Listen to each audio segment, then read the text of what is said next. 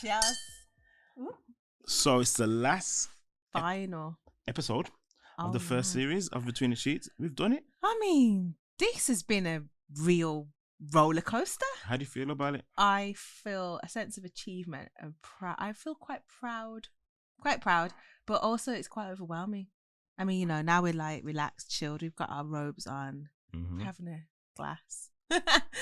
But celebrate. Let's celebrate. I think it's been a real success. What do you think? Now I'm humbled. Because I love about this is it was something that was a conversation that went into the notebook, and then the notebook manifested into this. Yeah. And we really wanted to shout out to Staying Cool at the Rotunda, based in Birmingham City Centre, for all your support behind the scenes, and Open Lens Productions, who have been absolutely fantastic, and House of Lydia, and also We Media, who've been doing some of the behind the scenes. There's just so much people behind the scenes that make stuff like this happen. But what I want to really kind of unpack with you, and it's a bit of a conversation really about how do you deal with success even if you don't feel successful? Like, what comes to mind when I say that to you? I think firstly what comes to mind is, okay, well, what is it? What even is success? What's the definition of success for us or for me? And then in terms of how do you deal with success when you don't feel successful? Like, I feel like we're just getting started. We've been, in the last few months receiving awards and lots of amazing accolades, which has been a wonderful thing. But for us, it's like we're in it. Like, we're just pushing, we're digging, we're going ahead, and there's so much more that we want to do. Well, that I want to do around leadership for women and families and things like that. So it's kind of like, well, I don't know. Like, success, I don't even know what success. To be honest, success isn't what maybe other people think it is. Like, we're not looking at the money and the fame and all of that. It's kind of, is the stuff that we're doing making a difference in the lives that we're working with? That is the success. That's where, and when sometimes things don't seem like they're working out, or things still happen that aren't great, then then I think, well, have we reached a successful point yet? I think that question about how do you do success even if you don't feel successful, I think it's a battle that we all go through, I think, as human beings, where we all, or some of us, have visions, big visions. Like, my vision is huge. I've often seen army of staff, international. I remember one of my visions around the first class community housing estate, where we owned a whole housing estate and we done in community living, first class nursery, first class school. Yeah, I remember that. Like, houses class city and stuff, like first class city. And I haven't achieved those things yet, but I do think it'd be wrong to not acknowledge that we are having success. I think when I look at my measuring sticks, like my two biggest things, or three, I would say, is I'm really proud and happy about my relationship with God.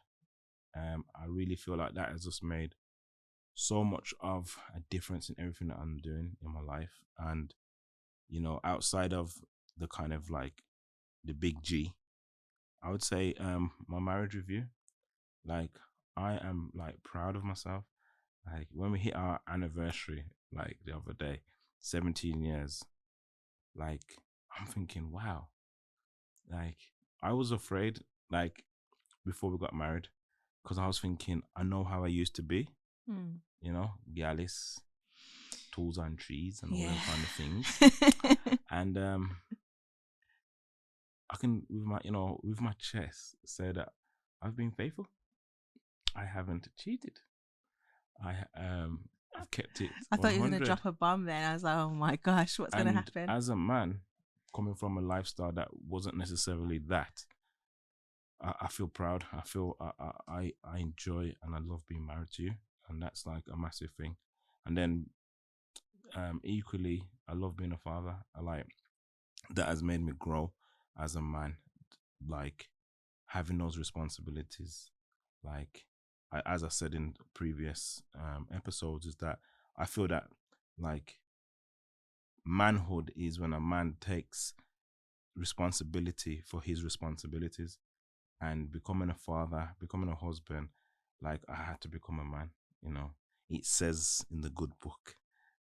When I was a child, I thought like a child, I behaved like a child. Mm-hmm. But when I became a man, I put away childish things. And I think, like, when I reflect, especially during the last 17 years, I think I've put away a few childish things. But I do think you have to do that with balance, because I think there's been times in it, if you be honest, extreme. Yeah, I get too serious, I get too tense, and I do think once in a while, you got to tap into that crazy man, because I think there's a part of you that fell in love with him. So sometimes I got to bring him back. the wild man, the wild guy, but the wild guy, the fun, the mischievousness. That's fun. Like, okay, we don't have to go and break any laws, but we can have fun, and that's okay. And I think we've had to learn how to have fun again, I think, as well, because we've had so many times of, oh my gosh, is this happening? Oh my gosh, how are we going to get through that? Oh my gosh, there's no business, there's no money, there's loss, there's hard times. And so I guess also what people are starting to see is us having fun again, because we, for such a long time, weren't able to. I think, if I'm being honest, I kind of like, I don't know if resentment's the right word, but the reason why I really loved being able to do this podcast and start this journey of podcasting is because I think it's so important for people to try and understand where we're coming from, behind the scenes, that whatever you see now didn't just manifest, that we've been on a journey of real hardship, of real having to work things out and create systems. And you, as you says, you might see us while we're having fun. So you might see us post up that holiday picture, or we've gone for a short break, or whatever.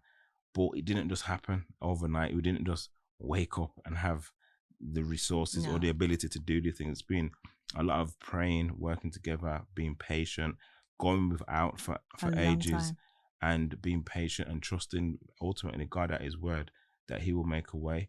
And I'm glad that we're in a different season, and I'm happy and I'm excited to see like where this podcast takes us between the sheets, because I know our heart is for families, for couples, relationships, marriages, and for those in business, to really kind of be relatable to them, to say that, you know what, you can have your cake and eat it. Like, I really don't subscribe to some of the narratives that are out there. I mean, people who are uber successful in their business, but then when I question them, they're like, well, my marriage is popped down, or I don't have a relationship with my family. Yeah. Or she was holding me back. Yeah, and all so I left her to pursue the business. Nah, I definitely know there's been times where I've chosen the family. Especially if we recap on that story. I don't know if we mentioned it, but I will. When we was, done a surprise trip to Florida, you've sat me down and said that you're not happy, and basically feeling like a single woman within our marriage. And that really hit me like a ton of bricks, and I had to reflect and say, you know what, I need to change things. Like, I want to be a man. I want to be in the house. I want to be a father. I don't want you to feel that you're a single woman. And I think that's when things like the family conference, doing family services, being very intentional as a father and a husband in the home, to try and make a difference. What's your thoughts on that? And obviously I implemented the family conference. How did you feel about that, and what's your thoughts about it 8-10 years down the line? 10 years, oh gosh, everything sounds so much longer and bigger when you put time on it. I guess because we've been used to doing things for such a long time, but back then, going away, and how that trip came about was like, money's come now, you want to say thank you for being patient with you, for helping, sort of letting you go to go and do business, really. Obviously, as I said before in the other podcast, that I wasn't originally involved in the first business that we had. So I guess your way of saying thank you was, I'm going to book this surprise trip to Florida for me, you, and the two young girls at the time. And it was really good. I mean, I remember being like flapping because like no one's got a passport. Oh my gosh, we need to get a passport, we need to get clothes, all this stuff. And I remember getting there, but thinking, this is another thing. Is this just another thing? Because, you know, really, you've booked this trip and it all sounds lovely, but on a reality, on a day to day, it's me. It's me at home with these little girls, and you're out there living this glamorous life. That was so hard for me to understand.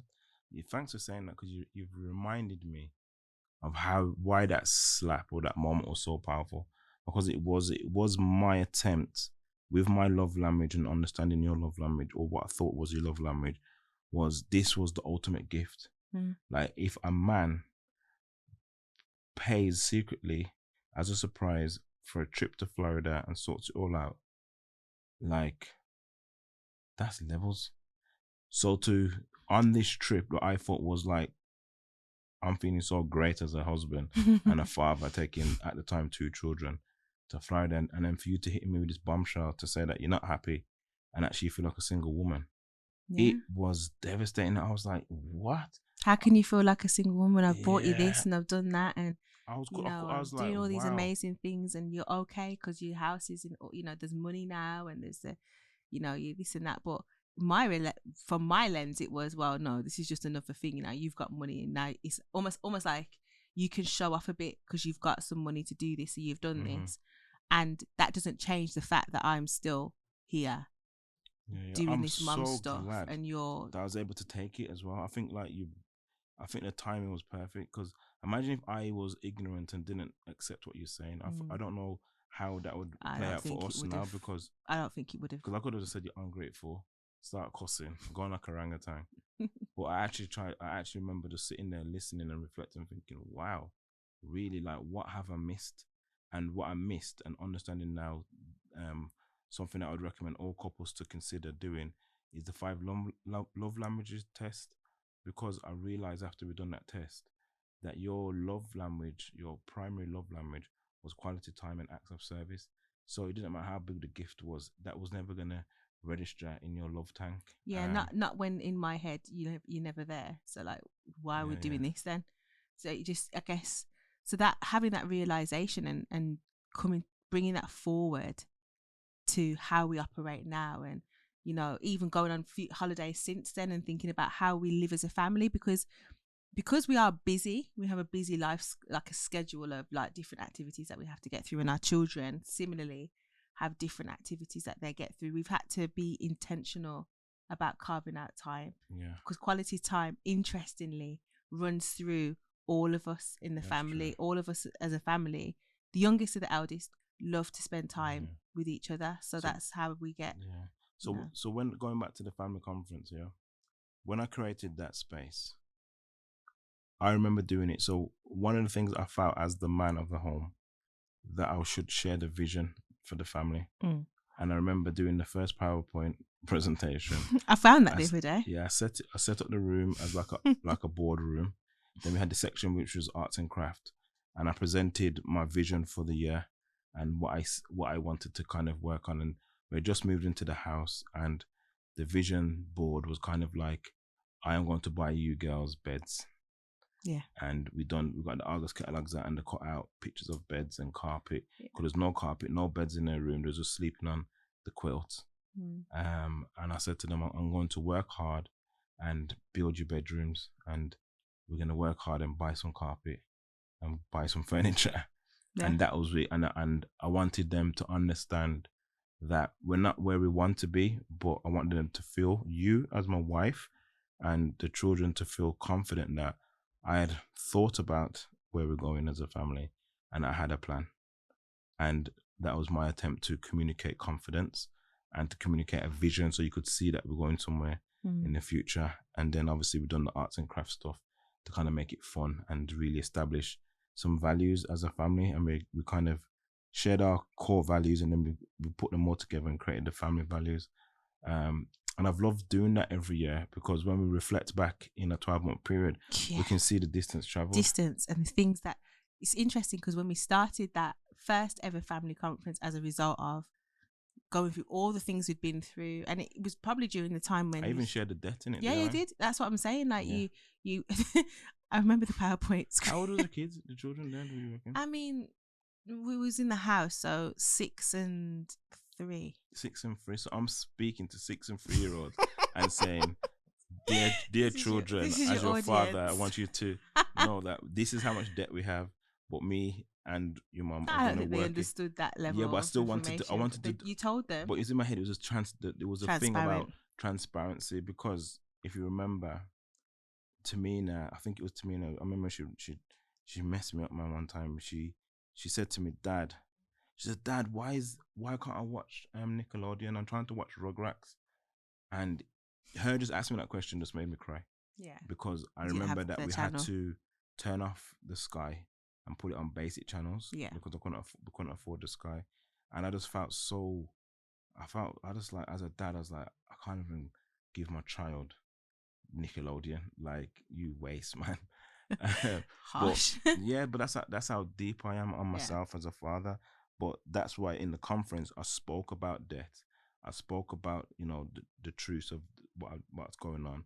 But I said that, Dad and Mom, have a plan to kind of like get us out of this. And that's why I think the children have their own faith relationship, because Tamina will often remember when we've been walking, we're doing bus days, when we used to catch the bus, and I used to walk with the kids everywhere and catch the bus, and I used to see an Audi, and I used to say to her, one day I'm going to buy one of those cars. And she go, really, Dad? And I says, yeah. You reckon? And I says, yeah. I said, trust me, I believe that I can one day buy one of these cars, and you will sit in this car. And she'd always say, are you being serious, Dad? And then 3 or 4 years later, I ended up getting the Audi delivered to the house. I remember that. Yeah, and just as a dad and a father, like, look, we did it. I done it. So but I think that the whole element of doing the family conference is that it's to instill your family values as a family. So set goals. Set goals, and they have their own core values, and the things that they say we have to all do as a family, which is sharing is caring, because I didn't want to share their toys at the time. But so sharing became a value. Spending time, quality time, faith, integrity. That's a real big one. I think big for us all. But on top of that, so once you've got your values set, like what you did is share the vision and say, like, okay, guys, I've messed up. Holding your hand up as a dad and saying, the business isn't working anymore. We have to do something different. I'm going to have to work. And every step of the way, we've always shared where we're at as a family. So nobody could feel like there was a part of our family that didn't know what was going on. They all knew that Mum and Dad have to work really crazy now. Dad's going to work in the night, Mum's going to work in the day, or whatever. I remember even having meetings just like when I took on new jobs. Yeah. With the support work, I said, you're not going to see me on a weekend. I'm just doing this for a season to make some money. Yeah, and then we'll do something like go bowling, do you remember, or whatever. And they were like, oh, this is the benefit of going to work. So they understood the ethos of it. And then also family services. Like, you want to explain that for those who are listening and just hearing these things. So annually, for the last 8 to 10 years, we've done an annual family conference. Yep. Where we share vision, values, we set goals as a family. Yeah, we set personal goals for ourselves as individuals, but then we set goals for the family as well. And then we've also been doing family services, where every week we come together, we pray, we check in, read a scripture, sometimes sing a song, or do arts and crafts and stuff like that. Some kind of activity. Yeah, and the girls, every single one of our girls have to present and do something. So we've got like a massive, big family journal that's in our house that has like little notes from past services that we can look back. So even to our youngest, Willow has done so many services and led them. Yes. I remember the one about time. Yes. Was a powerful so she one. went and bought, Mom, I need this list. She wrote her list. She's probably like 6 at the time. Yeah, bought paper plates. Paper plates and those split pins and pens, paper, and we made clocks. We all had to make a clock. And she, at the age of 6, said, okay, so there is a time, without knowing the scripture, this is what she said, there's a time that we go to bed. And so she moved her hands for bedtime. It was 8 o'clock. She was a time that we wake up, and that was 6:30. There was a time for lunch, and it was noon, and there was a time for this and that. And she ultimately taught us to value time. To value time. But what do you do at this time? And it was such a good section though. It was really powerful. But I guess that's giving them the power to be able to create something for themselves that's going to help in the future. So for me, why did I initiate that as well? Family services, I kind of did, didn't it? Family service, I think so. It came about on holiday. We were in Malta. So why that was something that I was passionate about as well is, as Christians, I felt like I was conscious that like just going to church on a Sunday wasn't going to be enough for the children, and I needed to be able to break down Christian truths to the children in a way that they could understand, because sometimes the message is so dynamic and big for like an adult to digest. I just wanted to make it simple and fun. So really brought in the arts and craft. Remember when we done like the gratitude wall and wrote and done graffiti about all the things we're grateful for. But for me, I just wanted to, and this is through my own studying and reading, is that from a Christian perspective, I am called to be the priest of the home, to set the spiritual and Christian kind of climate of the household. So it's my responsibility. So that weekly service and creating that space to have talk about faith was very important to me. But the second thing, equally important, was to hear the heart of my wife, and my daughters. And what's fascinating, and I will say to fathers or parents, is that I have been blown away how much emotion the girls carry in a day. Because even when the two school friends and their school friends, something, and they'll be someone like, disappointed them, or someone they took didn't my get pencil 100% on a spelling test. And creating that space, I realized that they go through so much in a day. So during this weekly family conference, it was a great time just to check in to say, how are you? How are you feeling? Is it something we can pray about? And really develop that intimate relationship with my children to understand where they're at and give them that space. And obviously, you also implemented the kitchen table talks, which is, making sure that no phones at the dinner table. Yeah. We're talking to each other. We go around the table. How is the day been? And like these things being like super important. It's funny, because even now, so you got to think there's a timeline in our families, and there's the eldest at being like 18, and then the youngest is 9, and we've been doing this stuff probably, let's say 12 years realistically. I can categorically tell you that the youngest child, who's probably been fully saturated in how we do things for life, I can't even walk out of school now without her saying to me, Mum, so let's check in. How was your day? What did you do today? Who did you speak to? How are you, Mum? But how are you really? So like she's learned that from us, and it's not a bad thing because she's able to communicate. She's very aware of what's going on around her. She's aware when something's not quite right. She can set her own vision and plans and do her own little vision board. What's interesting, like I think when we was away, obviously we hadn't been away together for ages, but we went away and went to Barbados, and it was so interesting to see that the children I should say, were doing things that we obviously taught them, like the praying, that they had their own family service without us there, prayer meeting, whatever you want to call it. And I was just like, wow.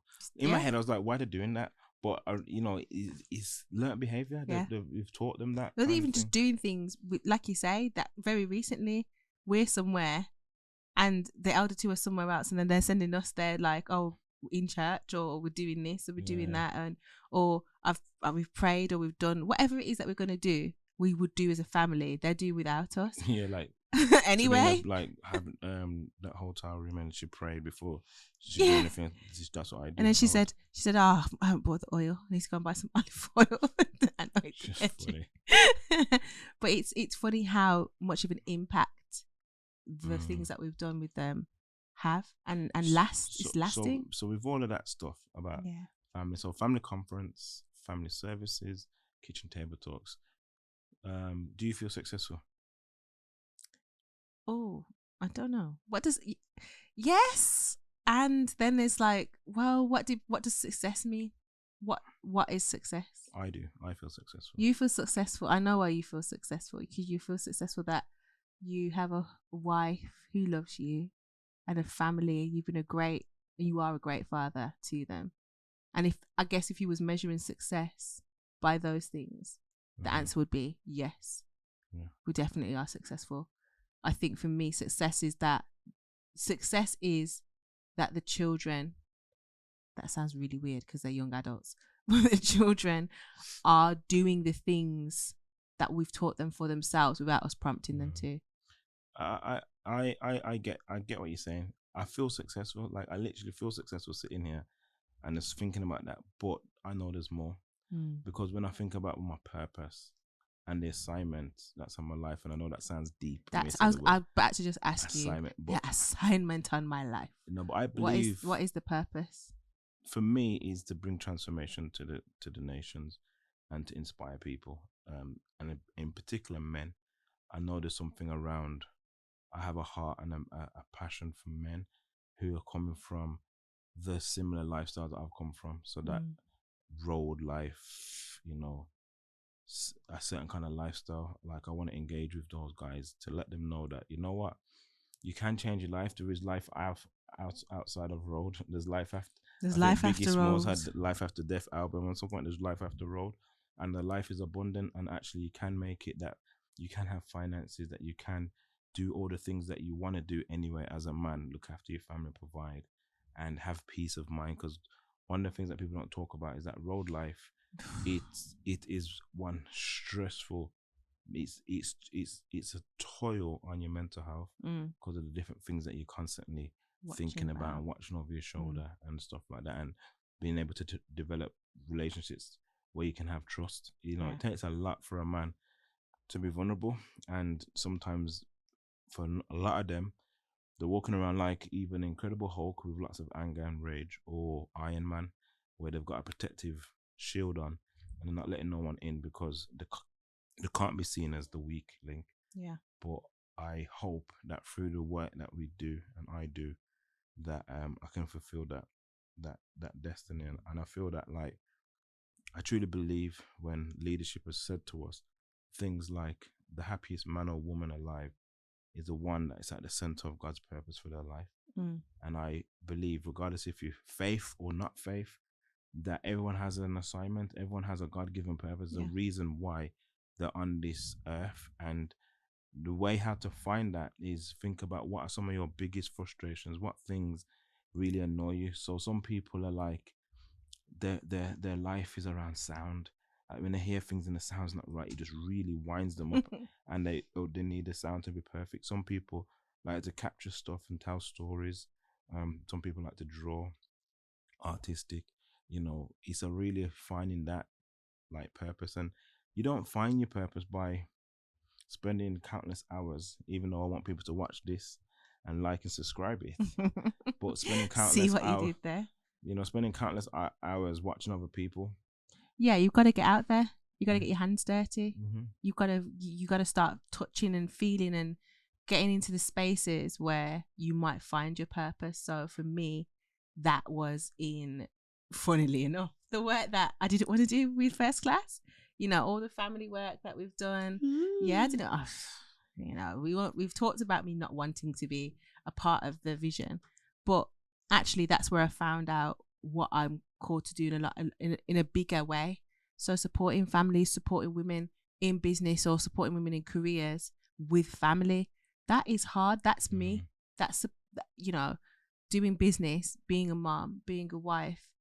That's a lot of things to manage. So I know that that's where I get frustrated when I see things like, oh, we're not going to value parenting, or we're not going to value the role of parenting in society. It winds me up. It's mad for me because, as you know, there's the 7 spheres of influence that I want to hit. Like, so the vision's ridiculous. It's massive. So I want to hit and have a voice around economics and business because I want our people to level up economically, financially, and myself. I want to hit the kind of justice system because I think there's too much disproportionality around the criminal justice system and how it affects disproportionately our community. There's stuff around health. There's the stuff around education, because I believe that education is a passport that can help us maneuver. And I'm not just talking about formal or academic life education, skills. Just life skills, just education around life, education for life. Oh, somebody wrote something called that. Yep, yeah, Sabrina that would be me. Yeah, check her out at the charity if you want to find out more about education for life. You can have a look. all terms and you know when they do that, all terms The and TCs. yeah, when they do that thing fast. But yeah, seriously, if someone is struggling to find a purpose, what I would say to them is, don't be afraid to say no to the crowd for a season and work on the inner game. Yeah, because it's inside of you. What's inside of you is bigger than what you could anticipate or even think. But sometimes we distract ourselves with social media, with music, with films, TV, and we're looking at everything else apart from looking at ourselves. And I think if you can spend quality time with yourself, with a journal, with a notebook, and just think about what are the things that you're passionate about, what are the things that really frustrate you, what are the things that people tell you you do easily and effortlessly, and they're always complimenting you on that thing. Those are clues to your purpose. yeah. But you have to spend that quality time with yourself and stop distracting yourself and go for it and not be afraid. You've given so much nuggets of wisdom. I think that, it's a lot to take in, isn't it? When you say to someone, what should I do? How should I do it? How do I navigate? Just volunteering an hour of your time to research and read something, just kind of listening to that inner voice and saying, okay, I really don't like this. Why is it that you don't like that particular thing? It might be that you have the solution to it. So I think you're right. I think there's so much in it. And I think, like what we've talked about at the beginning in terms of success to me then is finding your purpose. Yeah. And walking in it. And you just really hit something that just I need to say, because you used the word volunteering. One of the quickest ways for you to find your purpose is to serve. I know it's like a very dirty word nowadays, where if I use the word volunteer and to serve, but after you spend that time with yourself, go and find something, a cause that you're passionate about. It could be young people, it could be around dementia, age, media, and literally offer yourself for free and say, can I come and help? Can I serve? Can I do some volunteering? And just serve with all of your heart and your passion. Do and it properly. See what happens. Like many people, I've said this before in like when I do business kind of meetings and conferences, like the first time I started to actually make the cogs turn financially in the business is I actually sacrificed a whole 3 months. Remember the first quarter of the year? Yeah. And I went and volunteered and served at loads of schools, sent out emails saying I will come and do workshops and talks for free. And I did that for 3 months straight. Yeah, and I just sold. And then in the 4th month, schools got in contact and started to pay me to go in there. But everyone just wants to like, here's my fee. Here's my rate card. Here's my rate card. And don't do no service, no heart. And actually, I find people that come with us are more, not like servant, is like, oh, you're beneath. Yeah, but come with the mindset and the mind to help and serve will prosper. Yeah, they will prosper and so will you. You're giving them the opportunity to do that. And I think on the flip side of that, as being an organization, being open to receiving people who want to give their time, that's a real big thing, because then also it opens up your mind to think, actually, there's bigger and wider and there's more things that we can do. So not being so like inward and closed, but being prepared to share. I think this is a nice segue to actually say to people, if you ever thought about volunteering, we actually so happen to know of a charity that you could support called First Class Foundation. www.firstclassfoundation or firstclassnation.com or .org, and get on with it. Get on with it. Or just visit us on Instagram as well. Yeah, at FC Nation UK. Outside of that, because we're plugging everything, can't we? I feel like we've plugged. In the beginning, we talked about success and things like that. But I want also to say that I think doing this podcast has been quite a success for us. Like getting out there, doing it. You mentioned it before. Nathan, what has been your favourite moment whilst recording this podcast? It could be a successful moment. It could be a blooper. It doesn't really matter. But what was one of your best moments? I think what stands out, if I'll be honest, is that just the first, like just doing the first one. Like, and I think people might be surprised to hear this, but like I was so nervous in the first episodes. Like I'm almost like dreading to watch them back, because I was just like, oh my God, the cameras are there, the mic's in my face. And I was quite aware. Obviously, we've been speaking about this from quite a while, saying that we feel that we need to start telling our story. and it's nerve-wracking to put yourself out there. Yeah. But like, that's what I feel good. But in terms of like a moment, is probably when I was asking you like about sex or something like that in the podcast. Oh, you said, so don't you enjoy having sex with me? Do you not enjoy have sex with me? You asked me how we have fun. Like, I thought you was. See. Do you not find that fun? Yes, Nathan. I find that. See, this is just trying to start argument. Am I good? Are you good? Yeah. With a straight face, innit? Yeah. Or something like that. I was so caught off guard. Yeah. We have preparations for these things, and there's like notes and whatnot, and that was not in the notes. So I was just like, wait, what? Where are we going with this? But it was funny. Now, one of my favorite moments. And if you want to hear more about the sexy talk, please check out our naked events. And we do naked relationship forums with a difference. Yes. Yeah. So if you visit www.nathanandsabrina.com. I should say we are fully clothed for now. At me. Joke, not really. Oh my gosh, my favorite moment, aside from that one, and where you asked me about sex, was probably when you actually started to talk to me about why you never called me back. So when we first met, so I can't remember what episode we're in, but one episode, and I was like, yeah, I gave you my number, and then like tick, months of days, weeks, and time has passed, and you haven't called me back. But yeah, I think my mindset at the time when I took so long to call you, I was scared. That's the truth of the matter. I just didn't have the confidence, and in my head, I was like, I don't want to call you and say something stupid and mess it up, because I was really like, I really wanted to impress you. So I remember like rehearsing my lines in my head, thinking I'm on the phone. Well, it's just like, what? Really? This is new. Come on, I want to hear the rest. Like the rehearsing. It's just like rehearsing it in my head, like saying how am I gonna approach it, because I just didn't want to mess it up. Does that make sense? I wanted to have a good impression. But when you explained to me the why, I was like, okay. Guys, shy. Yeah, you are shy. I was. And I still do have shy.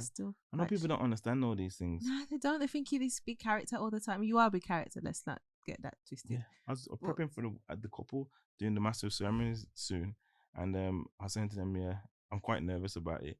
And it's like, Nathan, nervous. And I was like, yeah, because this is your big day. If I mess up, that's your day down the drain. And you say, so your whole day. Yeah, like with that part. Anyway. That part. Now I understand. Now you are quite shy. So when you verbalized it and explained it in the way that, you know, rejection and how you felt about yourself, and I don't know, maybe she's not going to like me anymore. Maybe she won't pick up the phone, or maybe she just tell me, now go away. That was like ages ago. Mm-hmm. I was like, I'm in my head now, still like, really? That's crazy. I did not know that. You got to go back and listen to that episode. I will. And I think that's what's been interesting about podcasting, because obviously we talk all the time. Yeah. But I feel like in this kind of environment, I hear you different. Like I hear things a bit different. I'm like, oh, okay. And I even hear myself as well, because I haven't really shared it. But like in the first episode, I was quite triggered emotionally. Like I think we spoke briefly about the aloe vera plant or something like that. I can't remember what happened, but for some reason I was thinking about my grandparents. And like it was kind of in my head. I was going to ask the production team, like, am I allowed to show more emotion in the podcast? Should I let them know that I'm upset? But yeah, even through doing it, the podcast, like the different emotions that you experience while talking, because you are having kind of flashbacks and memories and stuff. So that was eye opening, because as I think I said to you before, when I'm doing like public speaking on a stage, I can mask things with energy. Yeah. And just like control the audience. Say this, yeah. But I can't just use the energy thing here, because there's no audience. Yeah. There's cameras. It's just me and you. Operators, but it's just us, and we don't know what anyone's thinking. We can't. No one's going, yeah, or you know, like in church they'll be like, preach or whatever. No one's saying that back, so you're just sitting here thinking, is this landing right?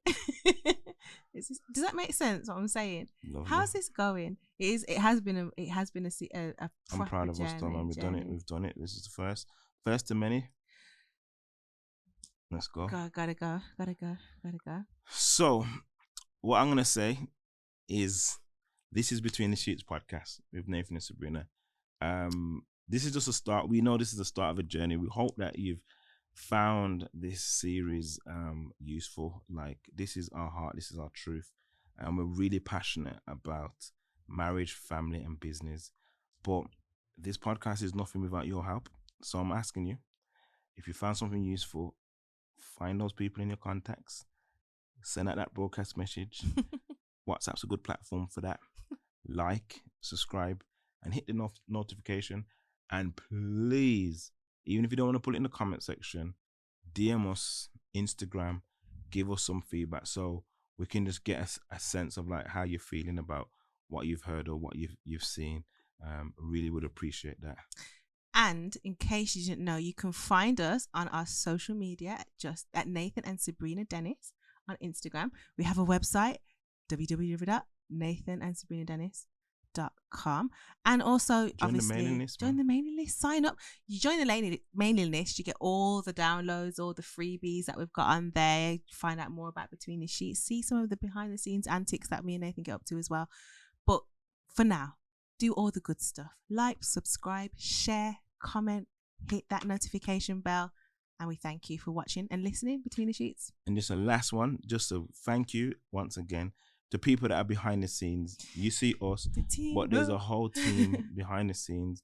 So Open Lens Production and Media, we appreciate you. We love you. We thank you for all the support, the coaching behind the scenes, and just helping us. Also, a big shout out to the House of Lydia. Ladies, we love you and appreciate you making us look all pretty with all the graphics and marketing. The branding. And also, we media, like we appreciate you. You're gonna see some behind the scenes stuff, some stuff for our YouTube channel. Really appreciate it. And everyone else, supporters, friends and family. Thank you also to Staying Cool at the Rotunda in Birmingham for the amazing support that you've offered us behind the scenes. Respect you. That was it. Between the Sheets podcast. So guys, about to get between the sheets. We need to get busy. So bye for now. We're gonna go between the sheets.